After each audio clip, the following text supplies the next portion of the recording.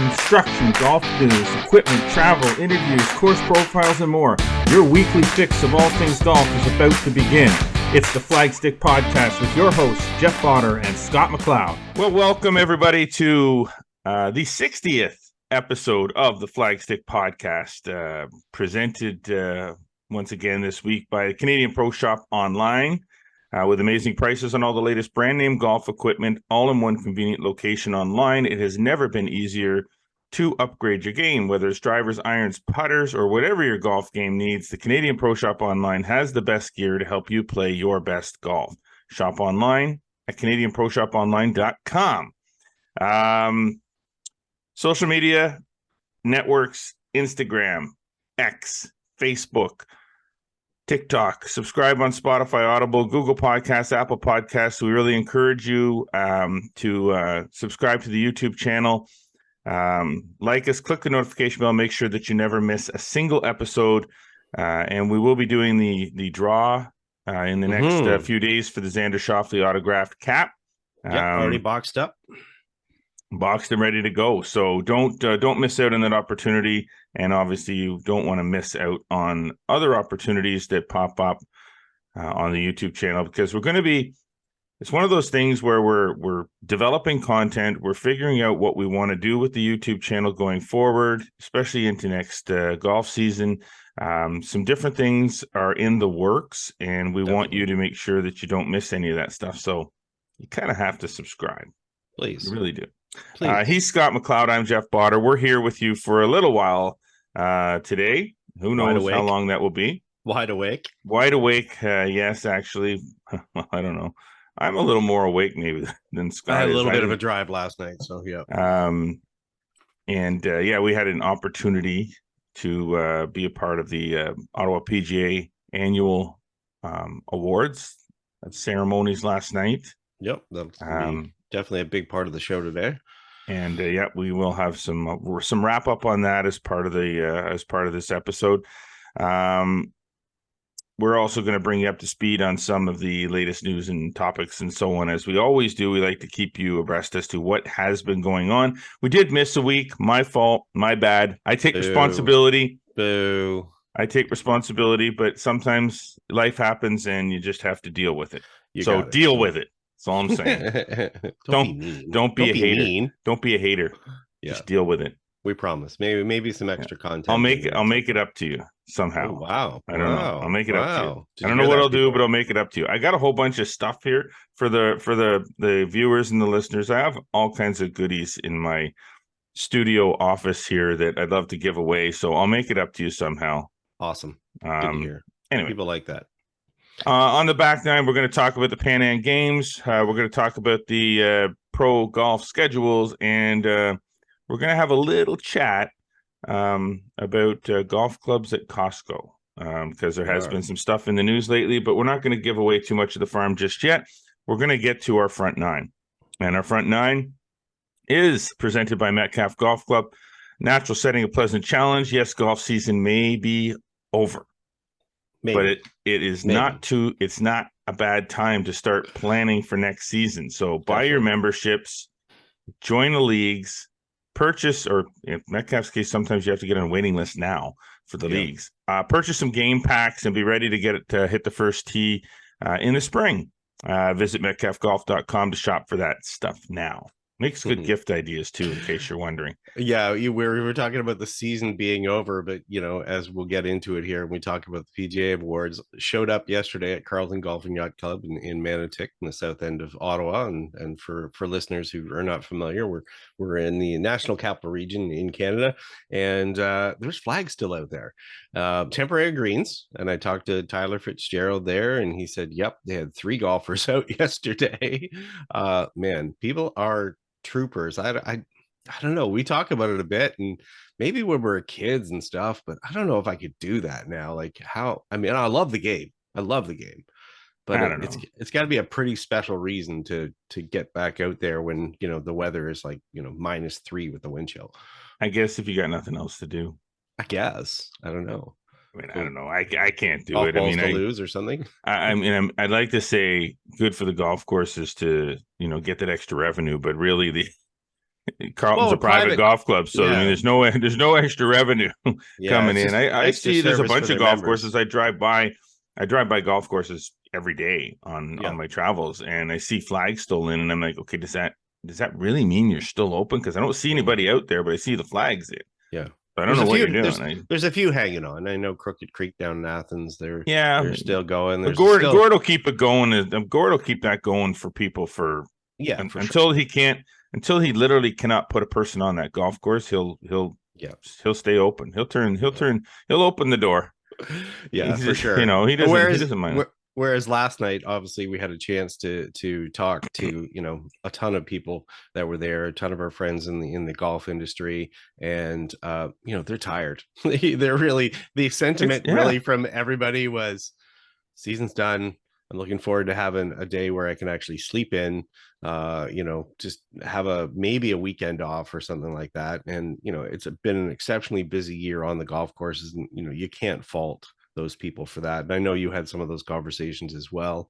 I know you're chatting a good bit with Danny Lacombe from Club Link as well. Yeah. And I mean, just, you know, we all had those chats last night and working around the room and seeing the, you know, PGA professionals and general managers and so forth that were there. And yeah, some interesting feedback. Well, Danny made a, you know, I know we got to get on with the show here too, but Danny made some good points. Danny's been in the business for a long time, and he's been in a high level management role with Club Link for a long time as well. And he made some really good points about, from a management perspective, you know, going forward, can the golf pros, the directors of golf, can they continue to do this, working 6 days a week, 7 days a week through the season, and then just because they have the winters off, and you know, can you do that? You know, no. And he's like, no. He said, we have to figure out a way to work a 5-day work week. We have to figure out a way to you know, because the young ones coming up, they don't want that. But they see the upper level guys, like, they have to. Yeah, they see the upper level guys like Danny, for instance, who's a workaholic, like a lot of us are, and sees him working 6-7 days a week, 12-hour days. He's at the golf course all the time and thinks that that's the standard and that's the norm, because but as Danny and I were talking about, that's all the, you know, some of the older school pros ever knew, is that you work from start of the season to end of the season, and then you went down to the States maybe, and if you were lucky and hooked up a gig down there, or you maybe had to go on unemployment insurance or get a part-time job for the winter, because you certainly couldn't make a living if you were just an associate pro or an assistant pro working at a golf club. But you're working, you know, 60, 70 hours a week, 6-7 days a week, teaching lessons just to make as much money as you could. And now the business has changed. You know, there's a lot more demands on the pros in the winter times. You're right. In a lot of cases, if they're doing planning, buying, all sorts of different things, it certainly should be more of a, you know, sort of regular hour things. And, you know, again, to that point, you know, and we'll get to this. This is part of the show just as much as anything else. You know, I was talking to a young assistant last night, and I said to him, I asked about how he played, you know, much golf he played in the year and stuff like that. And he said 9 times. He said, oh, I had a couple months where that were golfless. And I said to him, don't let that be a badge of honor. It's not a badge of honor. It should not be a badge of honor. I said, I know you hear it, and I know it's the habit for a lot of people to say, oh, I haven't played in ages or whatever. But I reminded him, you're in this industry because you love golf.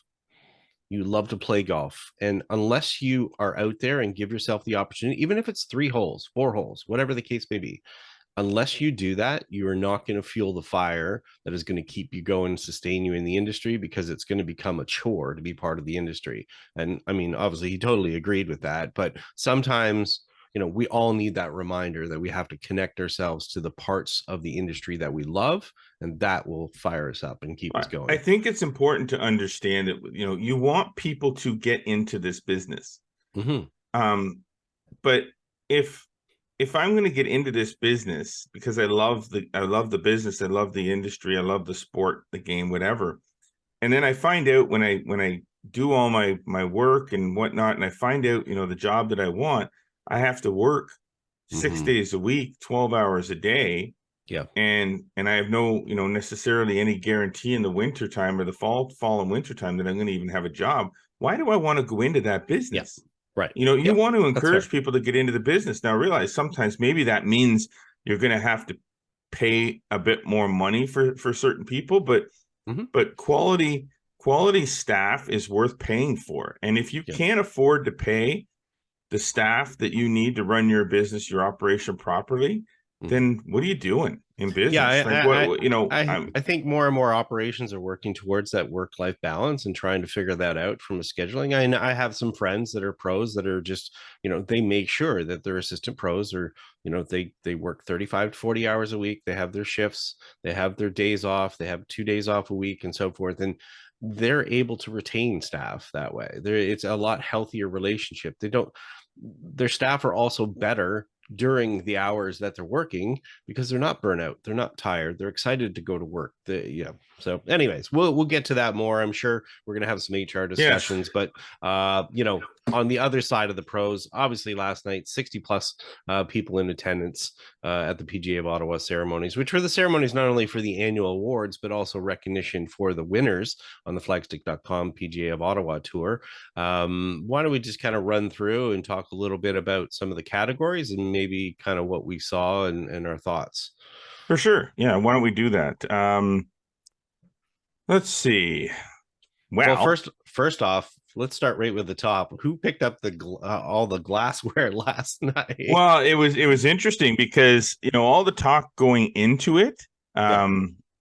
was sort of before the ceremony even started. All the talk discussion about, because we knew that Graham Gunn had won a lot of events this year, Mm-hmm. particularly in the senior division of pretty much every event except I think one. Spring Open, yeah, was the only one he Um, missed winning.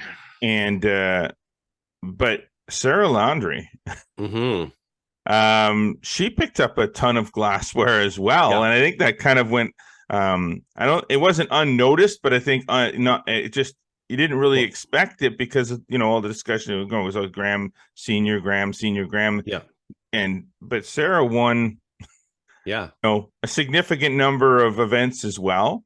Yep. Um, Pro Lady, a couple of other tournaments, and then yeah, obviously got to the actual awards itself too. On top of that, so yeah, I mean, exactly. she needed her own table. Her and Graham just needed their own table on the It side. was funny because every time they came up to receive another trophy for a tournament victory, they had to walk to the side and Yeah, had to set their move a glassware table down. over so they could set their stuff down so they go back up. Otherwise, because it's just these little crystal trophies, so you start Yeah, clinking them together, they're not going to last very long. So yeah, and no, that and was yeah, go um, ahead. I mean, right away. I mean, obviously, she won the Bud Malloy Head Professional of the Year. I think that was the crowning achievement for her last night. She's a great player and she takes pride in playing. We were able to watch her play at the Ping Challenge Cup. I played mhm. with her the year prior at the Ping Challenge Cup, so I got to see her play for a full 18 holes. And she's a fantastic player, but coming to Rivermead as the head professional and then kind of winning that Bud Malloy Head Professional of the Year in a pretty strong Yeah, category as far as the contenders, you could tell that meant a lot to her. yeah, no, definitely. And when you run down the list of some of the award winners, there was a lot of first time winners, but I'd made a comment when the photograph was posted on X last night about certain ones. I made a comment about the next generation of Mm, professionals, and what was interesting to see, some of the award winners were second generation um, golfers, sons of yes. of Yeah. professionals who have also been in those same situations. For obviously with the Class A Professional of the Year. Mm-hmm. Um, Yeah, um, and then the Class A professional year was funny because Matt Peterson obviously was talking about it being a situation. He was yeah, obviously with the move from Greg Richardson as the GM from Camelot, went over to Royal Ottawa. Marc-Andre Payette stepped in as the interim GM, which meant Matt had to step up as the head pro temporarily yeah, this exactly. year.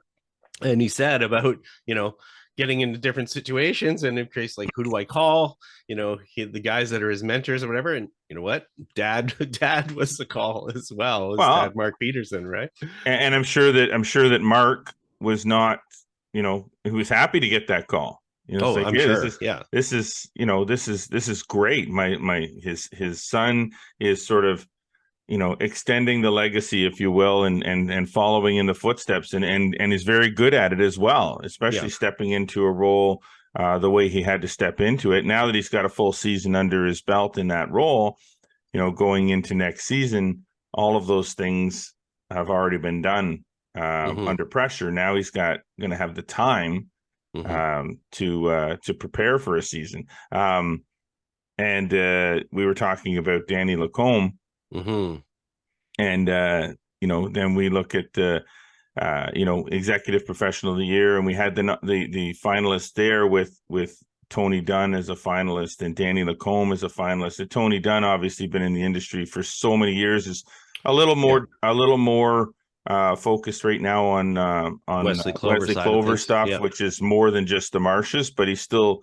obviously has his hand in that. And Danny with Greyhawk and his role with Club Link, but Matthew Perron, from Rivermead, obviously working with Sarah Landry as well, and he gave her the opportunity to be in the role that she's in now, and she obviously ran with that and won her award, and he gets honored as executive professional of the year as well. So it's like really cool to see. It's the young generation too. I mean, usually in that executive professional of the year, you usually have somebody that's a more veteran season.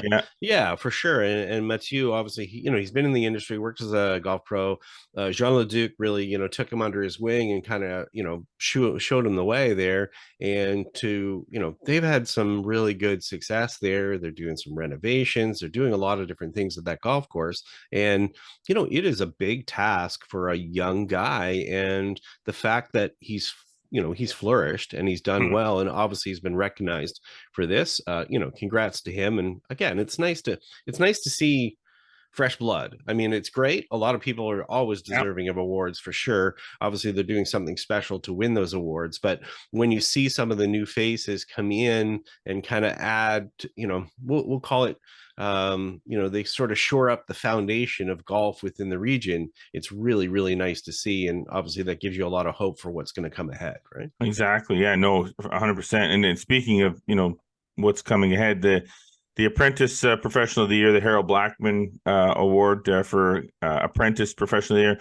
Apprentice Professional is an extremely important role in the operation of a golf club, because your director of golfs and head professionals, they have monumental tasks to perform, and they're not always just being in the pro shop, playing with members, running events and things like that. Sometimes those roles as a director of golf, they lead more into management. And the role of the apprentice professional to be there as the number two, or the number 2 and 2A and 2B, if you have multiple apprentices, to step in and to run the shop, to run the operation, in the fashion that is vision, of the director of golf and head professionals. So this is a hugely important role, because these are the people that are, they're running the ship when the captain's taking leave somewhere else or has a different role. And Pasquale Mangillo from Archie's won this award this year, and Pasquale's really been sort of tasked with running Archie's because Caroline Baxter, who is also the executive director of the Ottawa PGA, as well as she has some involvement with Golf Ontario. And there's a lot of hats being worn outside of her business, but she has all the confidence in the world to hand the reins over to Pasquale and say, look, you run the show. I got all these other things. I'm here. I'll be around, but I've got these other responsibilities that I have to attend to. And I have all the confidence in you to be able to run the ship. And he has. And in this case, although Joshua Patry and Daryl Laflemme from the Meadows and Joshua Patry for Royal Ottawa are very deserving of that award, Pasquale was the winner and is also very deserving. Yeah, and I think Pasquale is kind of a neat story as well. Here's a guy who came to the industry about 4 years ago. He was sort of hand plucked by Carol Ann. She knew Hmm. him as a golfer. He has a whole other career in the medical side of things, as far as being a PSW. Um, and she just knew that he had all the traits that would be perfect within the golf industry, and allowed him to have a position that he could fulfill that golf side of his dream. And then obviously has done a great thing. And I mean, I love to see that. I love to be places and see people that are in different types of industries, and you just see them and you're like, man, that person would be amazing in this type of role. Yeah, Maybe they'd have some interest in that. And obviously she was right with Pasquale, and it was an emotional presentation as well. it was. Yeah. She's super happy for him. And I played with Pasquale this year during the Spring Open. He won the senior category at that Spring Open, which was nice to see. And great guy. Could not be a better guy. So really appreciated that one. So one of the other categories, which was a new category this year, was the Coach of the Year category, Mm-hmm. and the finalists in that category obviously were Don Turner from Greyhawk, Yep. our very own yourself, Scott McLeod, and Derek McDonald from Royal Ottawa. And Derek, Derek took home the award this year, Yeah. and Derek does a lot of work with the young generation of golfers. Yeah. And in particular, he works with the OVGA Junior Development Program, and we've seen a lot of kids from the OVGA Junior Program move on to NCAA programs in the U.S. We've seen them have success at the provincial and at the national levels, and that is, while they are the golfers and they're the ones that have to execute and perform week in and week out when they're playing, Sure. they have a coach that they can Supports them. confide in and Yeah. supports them in so many different ways, by attending events, by talking to them on the phone between rounds, by working with them when there's time to work with them, to help them develop their games so that they can get to that next level. And that's hugely important. And you do the same thing as well. And Dawn runs a really good program at Greyhawk. Yep. So again, when you look at the three finalists in each of these categories, there's three finalists in each category that easily you could say, if they won, very deserving. Yeah. If they won, very deserving. There can only be one out of the three win, unfortunately. But I said it last night. I mean, this is the first year that as you said, that we've had Coach of the Year within this region. Obviously, it aligns with the national awards, and there was no doubt. It had to be to be the first year. To me, it had to be Derek for that. I mean, as far as the role that especially the last number of years, that coaching relationship and the players that have gone on to national team and NCAA and so forth. And people have to understand, a lot of people ask the difference between Coach of the Year and Teacher of the Year. Teacher is more particular. There's a lot of people that just do stuff on a one-off basis and things like that. Coaching, as Jeff described, is just a deeper, longer, more long-term relationship with the athletes. And it was great to see that win there, and super proud of him. And the fun part was, I had no expectation I was even going to have to say anything last night. To sit at the table here and watch Derek go to the front. All right, I want to get through the rest of these awards before we have to take a break, so I don't have to split the conversation. But the obviously that as you mentioned, the difference between coach and teacher. We'll talk about the Harry Herford Teacher of the Year, and this one again, some really great finalists. Jeff Gunn from White Sands and Gunn Golf. On Turner, who was up for this one as well. Yeah, exactly. So, Don Turner from Greyhawk and Jake Haim from Kevin Haim Golf Center. And, Jake was the winner. Interesting to see Jake, again, much like Matt, following in Mark Peterson's footsteps as a golf professional at a club, running the show. Jake is a student of the game. When it comes to he spends a lot, he loves it. He spends a ton of time researching and understanding how to use the technology properly to be able to help his students get better. He's devoted to it. And he's following in his dad's footsteps and carving his own path as a top level teacher. And and not just in this region. We see them in this region, but these are people that are also top level teachers across in comparison to other teachers across the country. These are really strong golf instructors, and it's great to see this with Jake, and great to see him being recognized for what he's done, the work that he's put in all these years teaching at Kevin Hayne Golf Center, and developing his own path in his own way, and getting his own student base, and big things ahead for him, I'm sure. Once Dad retires, Jake's going to be stepping in and taking over the Hayne golf legacy and moving it forward. So that's awesome to see. Now, further to the Kevin Hayne name, the Kevin Hayne Junior Leader of the Year award was given to Matt Robinson. Matt Robinson Golf. Derek McDonald from Royal Ottawa was also up for this, as well as Jelena Duncan from Equinel. But Matt, when it comes to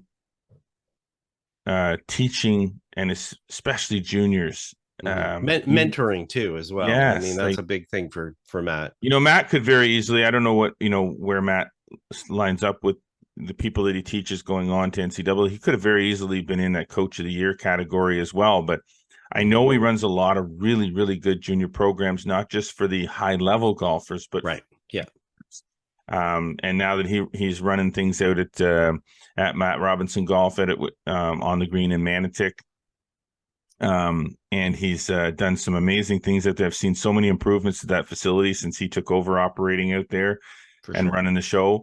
Right from his days at Reedaview with the junior program that he ran there, Matt is just phenomenal with juniors. So this is not a surprise victory, but a well-deserved one as well. Yeah, I was unfortunately couldn't be there last night. I did text with him this morning.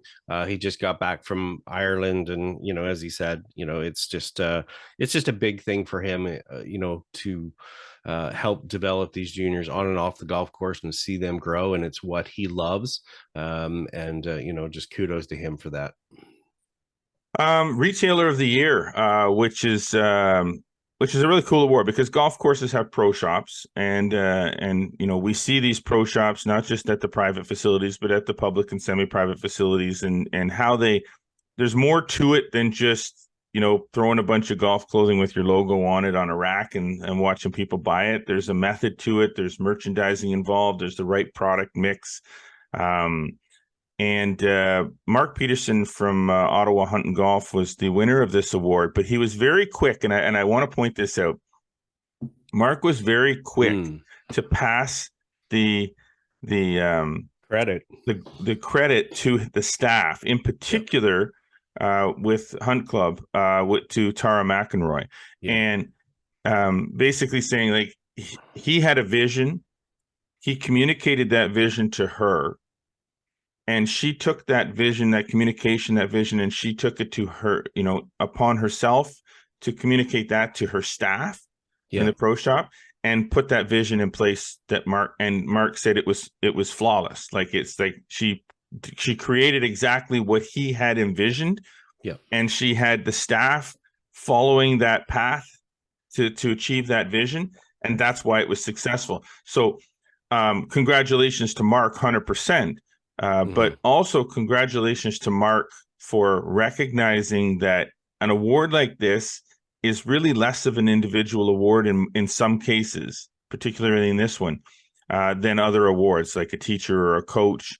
When you get into these sort of business awards, there are so many people that are responsible for seeing that vision through to make sure that you achieve that goal of winning an award like this. If that, as opposed to, I'm the guy, do it my way, but I'm not going to communicate to you exactly how I want you to do that. But if you don't do it my way, I'm going to get mad at you.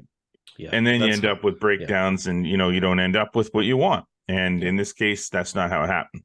No, and that's true leadership right there. And as you said, recognizing that it takes more than just him to be able to be the retail of the year. Running a retail operation, as we Absolutely. know, takes a lot of work. Exactly.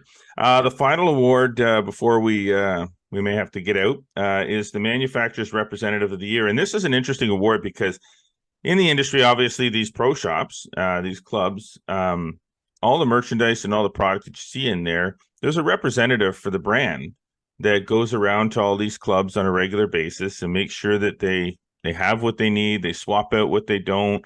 They even help them with the merchandising and displays and things like that, making sure they have the right product mix. Like the representative's responsibility, if they're doing their job properly, is more than just showing up at the beginning of the year, taking a booking order, and then popping in once in a while and saying, "Hey, how's it going?"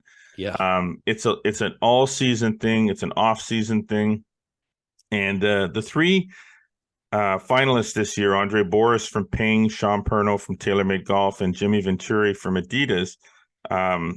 All very good at exactly that. Andre, we've known for years. We're involved with Andre with the Ping Challenge Cup. Sean Perno from TaylorMade, obviously, again, we're big partners. All of these guys, we're big partners with TaylorMade with our events, and had a long-standing partnership with them, and we've known Sean for a long time. He's also very good at what he does. I have to say that with Jimmy, I don't know Jimmy as well. I haven't really had Jimmy's a conversation. Like last night was the first real conversation I had with Jimmy, and what a great guy, an interesting guy. Like I can see how got a little bit of energy, pros, A little bit of energy. Yeah, I can see how the pros, can really, warm up to him, and real high energy guy.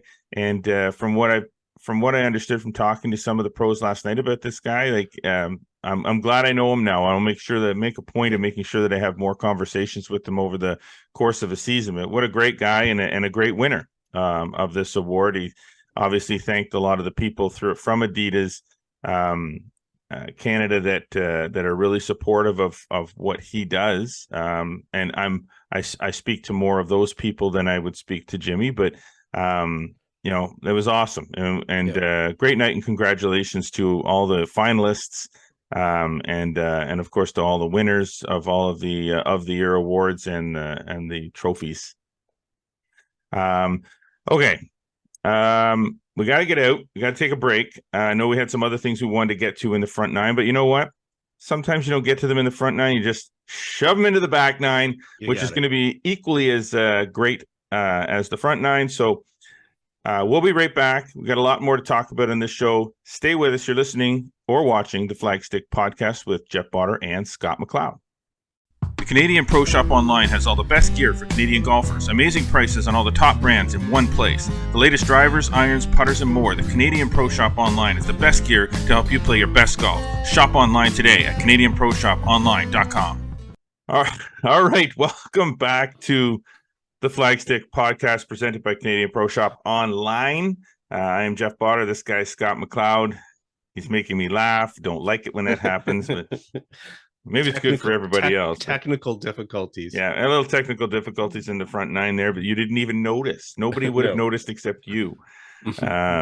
Anyway, we're back. We are. The front nine is done. We have a bunch of stuff that we had to push through into the back nine because we just have a lot of stuff. This is what happens when one of us takes a week off, and we got lots to gab about. Yeah. So once again, my bad. My bad. All right. Make it up to them, Jeff. Exactly. Make it up to them. Making it up to you. Here we go with the back nine, presented by Falcon Ridge Golf Course. Another outdoor golf season may be ending, but that means another indoor golf season begins. Featuring 4 state-of-the-art TrackMan sims, we are open and ready to help extend your golf season well into the spring. Visit falconridgegolf.ca for more information or to book your tee times. And I'm guessing they're going to be pretty busy. Now it's getting a little chilly last night. Yeah, I think there may be a few golf courses that drag it on as long as they can. Maybe try to get in a Christmas Eve round of golf or something like that. Although there's some crappy weather supposed to come on Thursday. Yeah, good time to drive to Toronto, eh? Yeah, well, I don't think it'll be that bad once I get out of this northern mess. I think it'll be fine. Yeah, I do have to go to Toronto for a hockey tournament. One of my other passions obviously is hockey, and I'm a non-parent coach. So I don't, obviously people do know that Brandon's not playing right now, though he will be at some point. I'm coaching with a friend and trying to help him out. Cool. I don't have a young lad on the team, so they can hate me if they want. They don't. They don't. I'm not like that. There is still golf going on, but more at the pro level. Sorry. So we do have a lot to get through. So let's not get into all the small talk too much. Sure. Okay. So at the pro level, so let's talk about Brooke. Yeah. We do want to talk about Brooke. Just a few weeks left in the LPGA Tour season. Brooke Henderson had a T6 at the Maybank Championship in Malaysia. Yep. It's the first top 10 that she's had since July. Oh my gosh, there's something wrong with Brooke.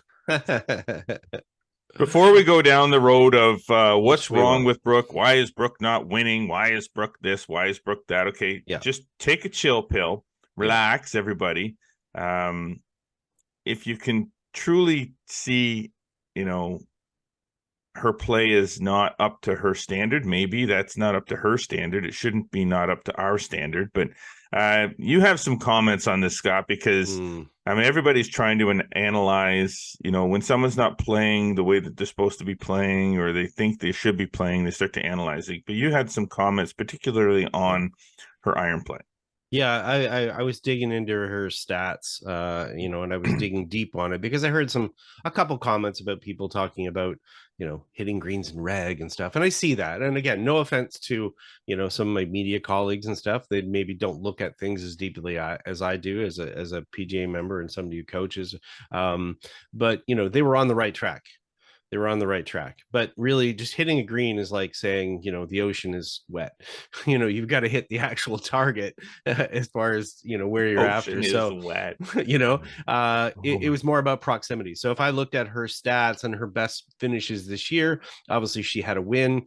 She played well at the Avion as well. All those events are the ones that she has the best proximity to the hole and with her approaches. So it's got nothing to do with as far as putting. People will tie things into putting, but you got to remember, the closer you hit at the hole, chances are your percentage of putts made is going to be much better. And again, don't sit there and count total putts because that doesn't really mean anything as well. But when I looked at the proximity, and I'll break it down a little bit more, maybe in an Ask Flagstick or something, but when you go through, her strokes gained were through the roof as far as her approaches at Maybank, and that's really a good sign heading into 2 weeks here. She's got the Annika this week that her and Maddie Zarek are in, and then goes right into the CME, the group championship, the finale for the year. And she's still she's still 13th ranked, in the world. I mean, she's right in the mix. I think she's 11th in the world, 13th in the CME ranks.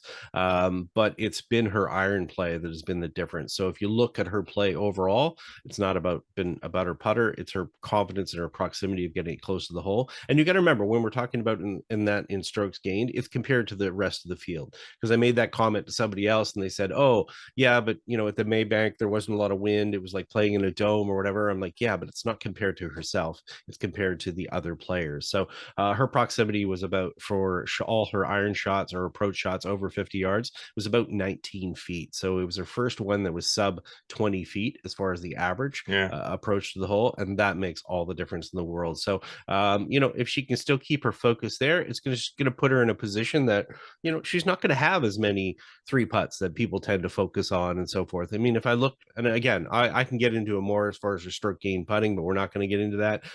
But just key in on her iron play. If her strokes gained approaches and her proximity to the hole are good, she will generally do well. Good point. There we go. Years ago, when we played Pinehurst number 2 for the first time, I must say that I hit 17 I hit 17 greens in regulation and stayed on 4. So you got to hit it. You got to hit it in the right spots on the greens to have short putts. So proximity is relative to when the ball stops rolling. Oh yeah, exactly. And my ball kept rolling. Yes. Okay, it's enough about me. She's also playing. She's playing the Annika this week, as well as Maddie Zarek is playing, and the CME next week. Let's what else we want to talk about here, Scott? News-wise, we got so much to talk about. My I'll gosh. just give a quick Yeah. mention, a quick shout out to Gatineau's and Sophie Bourgault, and so as her nickname is, Royal Ottawa member, fantastic player this year, won the juvenile, junior, and the amateur championship in Quebec, continuing to play well. This girl is an immense talent. She won a Florida State Golf Association event last week, and then she won this weekend. She won the Golf Week Invitational. I think 67 in the final round for that one. The week prior, I think she had 16 birdies in that foray for that win. So this is a 15-year-old. So she's continuing to play well, not only on on a Canadian or provincial level, but on an international level against some really strong fields as well. So a big shout out to her for that. And then quick other mention here, they've named the junior captains, or the captains for the Junior President's Cup, which will precede the President's Cup next year at Royal Montreal. And Graham Dillette will be the international captain, and Charlie Hoffman will be the U.S. captain, and that'll take place at Laval-sur-le-Lac just a few days prior to the President's Cup. So we'll see a lot of juniors. There's a whole qualification system. We'll eventually know, but there's going to be some Canadian kids that are going to be playing on that, and that'll be a cool stage for them and a good run up to that President's Cup. And I know at some point here we're going to have an interview probably with Ryan Hart, who's the executive director of the President's Cup. He's Canadian, great guy. I've been in contact him with now for 4 years or so as he's running up and getting ready for this tournament, which is going to be amazing. So look forward to having him on the podcast. Cool. Okay. Now, before we move on, I just want to remind you, this is your last chance. Only a few more days to get your name in to win the Xander Schauffele autographed hat. To do that, you got to sign up for the Flagstick Digest newsletter at flagstick.com. Can't even see there. There's some bonus golf balls. There's a blurry box in the video, and there's a hat inside it, and it's got Xander Schauffele's signature on it, and there's some golf balls in there. So you got to sign up for the newsletter at flagstick.com. All kinds of news and information and more direct to your inbox. We will be making that draw soon, so get over to flagstick.com. There's a hat, beautiful hat. Look at that. You want that hat, you want that newsletter, and that's our shameless plug for us for this hour. Okay. 12 Canadians are set to compete at second stage of PGA Tour Corn Ferry Tour Q School. Yes. And that's good. That's a good number. A growing number every year. It's always good to see more Canadians seizing those opportunities. Currently, there's no Canadians on the Robert Trent Jones Highlands Marshwood site, unfortunately, but that's okay because there's 3 Canadians at the Tesoro Club Palmer in Port St. Lucie, Florida. Peyton Kalins from Langton, Ontario, Matt Hill, Palm Beach Gardens, Florida, Brendan McDougall from Calgary, Alberta at that site. So those will start on the 14th. So that's next week. Right. I thought we'd give you that now just because obviously that'll bump up against our podcast next week. Exactly. The Landings, Deer Creek in Savannah, Georgia, very familiar name to anybody listening to this podcast. Noah Steele, Kingston, Ontario, good friend of the show. And playing an event right now. Actually, he's got his last event before he heads over there. He's tied for 5th going into the final round at a All-Pro Tour event in Louisiana. Actually. So good for Noah. Good luck to Noah. We hope that he does well. We really like to see good things happening for that kid. November 28th to December 1st is another set of events. Valencia Golf Club in Valencia, California. Jarrett Dutois from Kimberley, BC, and Stuart McDonald from Vancouver, BC. Will be at that site, and the final site in Kinderloo Forest Country Club in Valdosta, Georgia. There's a number of players: AJ Ewert from Coquitlam, BC, Thomas Giroux from Georgetown, Ontario, Michael Gligic from Palm Beach Gardens, Florida, David Hearn from Delray Beach, Florida, Jimmy Jones, Tampa, Florida, and do you want me to handle this one? No, I'm gonna go. I've learned to spell this because Sudarshan Yella Maraju from Very Mississauga, nice. Ontario. Yeah, I hope I've I didn't learned to butcher spell that that too one. much, No. Sundarshans. I really tried hard. Yeah. But a number of Canadians at that Kinderloo Forest Country Club location. Yeah. Good luck to all of them. Hope they all make it through. Yeah. Some But really solid players there. I mean, Stu McDonald's won twice in the Asher Tour in the last couple of months. Just shot 59 the other day in a round. Obviously, veterans Gligic and Hearn, they're trying to kind of make their way through, but they also have some other chances here. They've got a couple of events left on the PGA Tour. Hearn just got into the Butterfield, the Bermuda Championship this week, so maybe they can do something there to avoid kind of being at the Q School. But you're right, lots of talent there, and there'll be a few more players that are already qualified for the finals that will join whoever qualifies through stage 2, and that'll take place at TPC Sawgrass Valley course at the start of December. Okay, so the PGA Tour Americas released their schedule. Now, for those that don't know, the PGA Tour Americas is the sort of newly amalgamated PGA Tour Canada with the PGA Tour Latino America have formed one tour, 16 events, 8 countries. 9 of those events are in Canada, all with $225,000 US purses. Yep. And it's a tougher tour now with it being merged, with the two being merged together. It's a much more difficult tour. So, we do have, the one question we can ask is exactly what does that mean for the development of Canadian players with it not being 2 separate tours where they're merging these tours together. I'm not going to say I'm disappointed, because I know that this is something that has to happen in order to see these tours thrive, because first and foremost, they have to have a place to play before they can develop. And if things continue to go the way that they had been going with trying to treat it as 2 separate tours, something has to give. And some of these events on the PGA Tour Canada just don't make the grade, I guess, if it's the easiest way of putting it. It's harder and harder for the organizers to not lose get money. Sponsors. Yeah, get sponsors. And that's tough. So bringing them together ensures that this tour, which is below the Corn Ferry Tour and obviously below the PGA Tour, it ensures that these development tours continue to exist and continue to thrive and move forward. So from that standpoint, I think it's good that for Canadian player development, just that they have a place to play. I think too, when it comes to professional golf, and this is the conversation I think that comes up when you talk about live golf and all that stuff, I feel like with professional golf, it's one of those things where you've got to earn it. You can't be handed to you. So you can't just keep, and it's funny because, this topic comes up within the hockey world as well, because I'm so involved in minor hockey, particularly at the AAA level and the AA level, is you can't just make more AAA teams just so that more kids can play AAA. It doesn't work. Yes, it's important to have enough so that kids don't get bumped out of a level that they should be at to play at a lower level. But you can't just have so many of them that you've got too many kids that don't belong there playing at that level. And the golf is the same way. You can't just create a whole bunch of events so that a whole bunch of Canadians can play professional golf that have no shot ever of making any money. And they're just out there grinding and taking sponsor money and trying to live the dream. And really, they're just living a life. They're not getting any closer to that dream.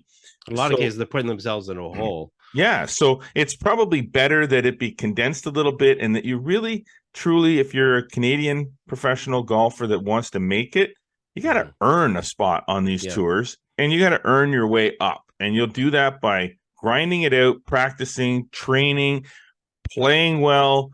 And if you ain't got it, I'm sorry, but you're still a good golfer. You can always go into the PGA, Canadian PGA as a professional and teach or run shops or whatever. But this is the reality. Well, I mean, if they're a player, I mean, that's a whole different set of topics as far as skills of being club pro and stuff like that. But I mean, this does leave a development gap for, some of the other tours. If you want to have the, TPT tour or East Coast Pro Tour or stuff like things at a local level. But you're bang on. Great analogy there because, as you said, it's a tougher tour now. The whole idea for the tour is to develop players that can work their way up and be consistent and get themselves up there.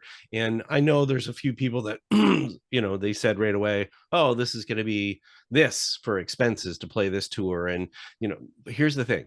If you're of that skill level and the ability and you got to take your shot, well, then you got to prove yourself. You really have to prove yourself. And the players that, really have those goals and really have that ability, they won't think otherwise of it. And I think in the end, we'll have better players for it if they've gone and experienced and got past this competition. I mean, it's, if you're an 18-year-old, you don't need to go beat up on 8-year-olds. That's really what it comes down to. You need to be playing against the best competition as possible.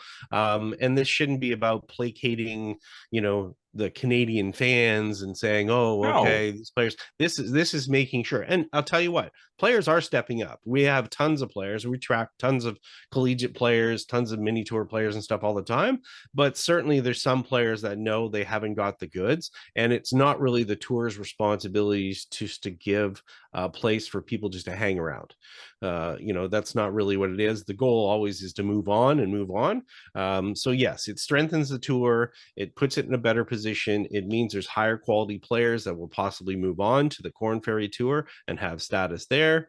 It's good to see. I know it's going to be a difficult pill to swallow for some players who, maybe don't want to run down to Latin America and play that part of the tour, and then have to, because it's not quite as separated, although they will have a small qualifying school for, just the Americas portion as far as up here. But overall, if you want to succeed and get one of those top spots where you can move on to the Corn Ferry, you're going to have to commit. You're going to have to play well over an entire season. So congrats to everybody on their team for getting that schedule together. Nice to see as well New Brunswick getting added back in that schedule. Brazil was added to that schedule as well. New Brunswick hasn't had a big pro tour event since the Canadian Tour was back there in like 1992. So Mactaquac, I think it was Mactaquac that was 1992. There may have been an event there a little bit after that, but Mactaquac, it's been a long time, than 30 years, I think, since they've been there. Great golf course and good to see. So yeah, fun to follow.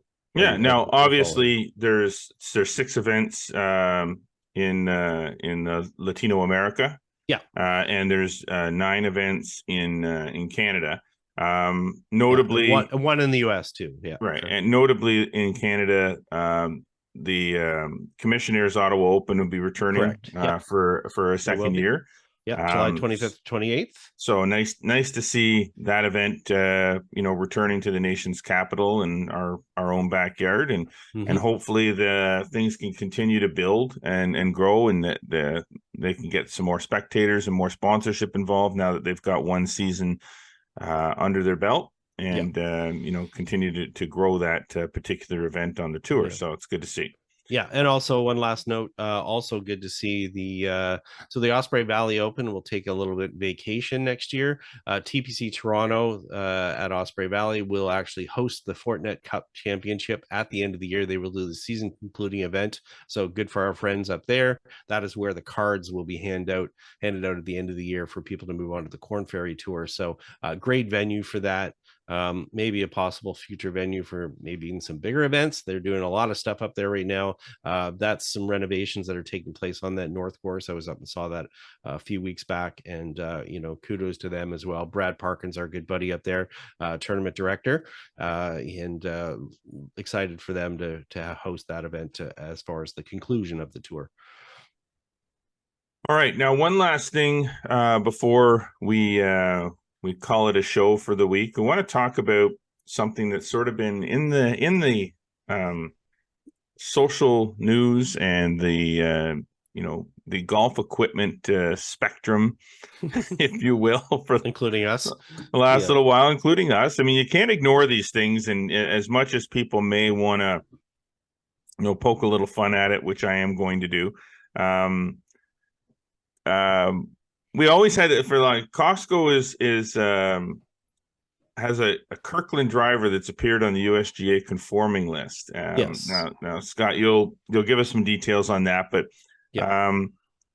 the question is, will the driver and irons now join the wedges and putters at Costco soon? That we don't know. We'd like to get some of our listeners, some of our viewers to kind of, have you bought these products? I know people are buying the golf balls. The golf balls are very popular because, cost-wise, cost and stuff, and golf balls can be expensive, and people do shop at Costco. Sure. The wedges have been very popular from what I understand as well. The putters I haven't heard a whole lot about. I know they fly off the shelves when they have them, but we just don't see them much in Canada, unfortunately. So the inventory is pretty low on that. So why don't you just, before I give my 2 cents on this, why don't you just give a little bit of the details? And I know we're up against it here, but give a little bit of the details on the driver and what you've seen so far with respect to it being on the USGA conforming list. Yeah, we saw some sneaky pics of a sales meeting kind of earlier this year that sort of showed the driver possibly a set of irons. Now, a set of irons appeared on the USGA conforming list early in the year, but they disappeared off that list. There's a couple different irons that we saw there, but this driver has just appeared finally on the USGA conforming list, and I'm thinking they're getting ready for the kind of the holiday season. From what we can tell from those slides and pics that were leaked, it looked like it was going to be about a $200 US driver. The driver that appeared on the list, it was only a single head, 10.5 degrees of loft, a little weighting in the back. At that price, I would expect kind of all titanium. I don't expect much carbon kind of in this. Adjustable hosel as well. No clue what's going to be in there as far as a shaft or grips or components, but it's a driver, and really when you come in at that kind of price point, there's not a lot of, I won't call them, I don't know if I call them premium products, but there's not a lot of products that you're going to find kind of in that price range. I mean, Adams came back this year with a driver that, this will probably come in the same range, this will be like a $299 Canadian driver, probably.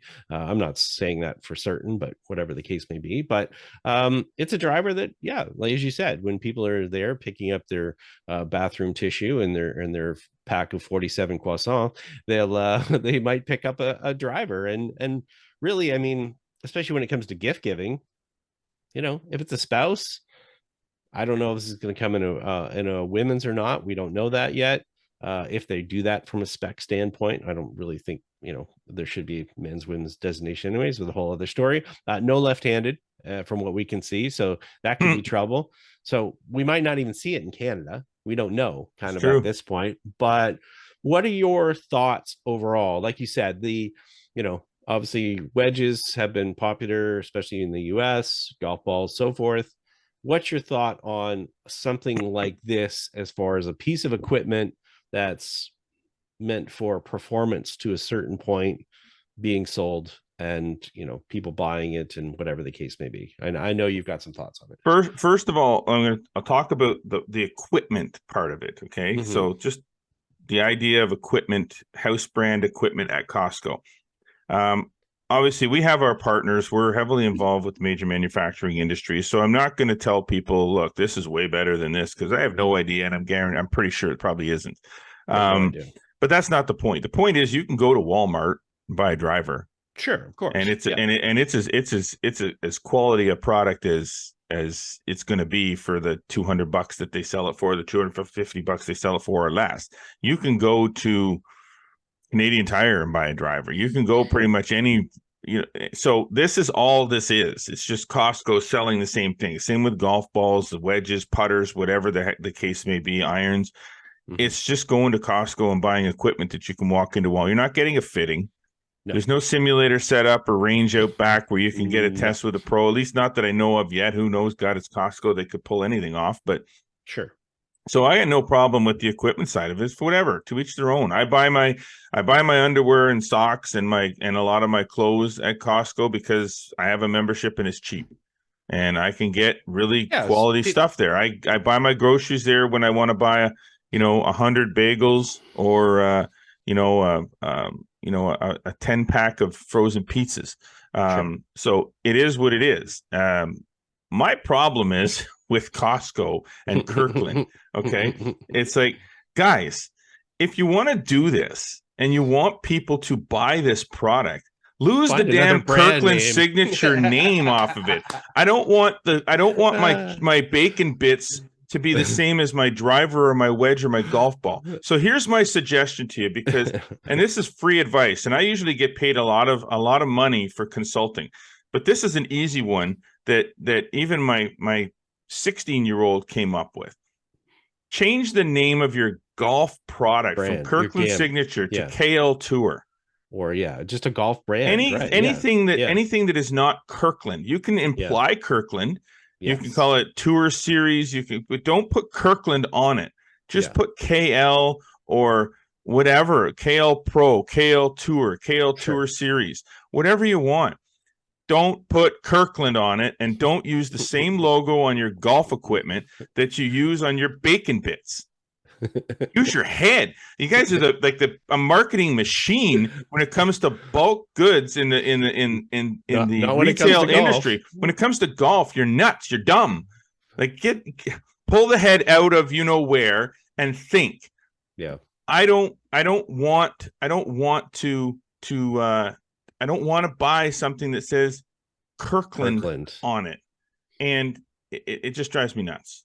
It really does. Anyway, that's my, here, like, I'm going to fix this time because there.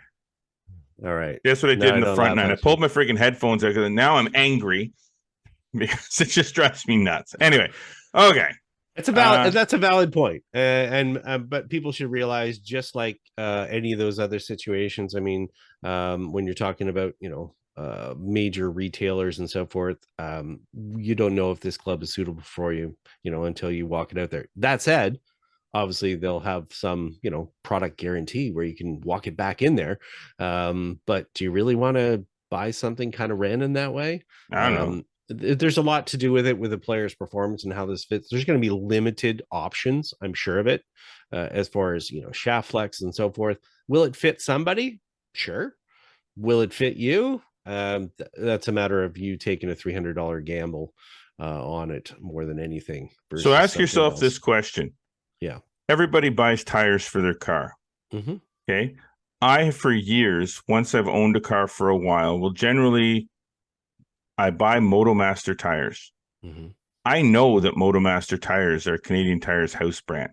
Sure. I also know that MotoMaster tires are not made by Canadian Tire. Of course not. So they're good quality tires. Yeah. For what I pay for them. Right.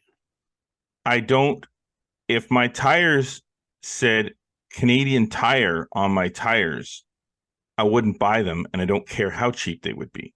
But I buy them if they say MotoMaster on them. Of course. Same as in the old days when I worked at Canadian Tire, I used to sell TVs and stereos, and they were called Pulsar. Mm-hmm. Pulsar was the Canadian Tire house brand for converters, TVs, and radios, and people bought Pulsar brand stuff. Yeah. But if it said Canadian Tire radio on it, oh no, people wouldn't buy it. So again, Costco, Kirkland. Yeah. Mm-mm. Yeah, and I think that branding is an issue. And I'm not saying the quality is not going to be good, because obviously they're going to have a certain standard. That's totally irrelevant as far as people going here and buying it.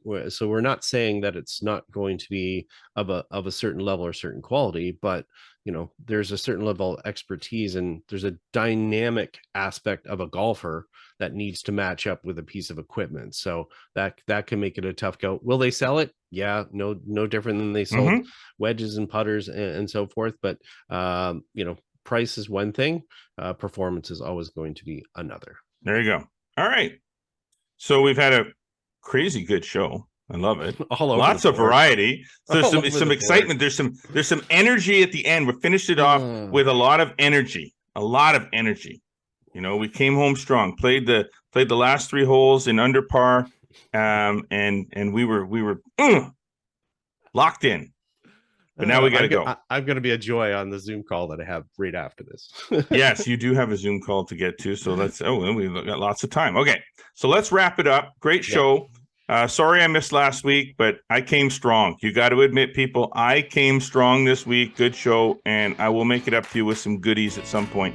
Thank you to our sponsors, Metcalf Golf Club, Falcon Ridge Golf Course, our presenting sponsor this week, Canadian Pro Shop Online, with amazing prices on all the latest brand name golf equipment, all in one convenient location online. It's never been easier to upgrade your game, whether it's drivers, irons, putters, or whatever your golf game needs. The Canadian Pro Shop Online has the best gear to help you play some of your best golf.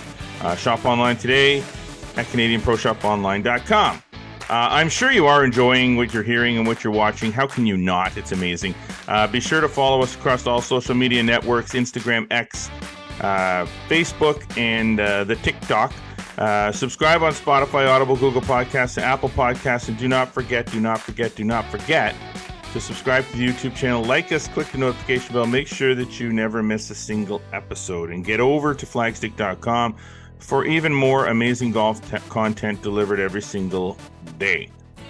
As always, we do appreciate you tuning in. Until next week, I am Jeff Botter. And I am Scott McLeod. Remember, always go for the stick.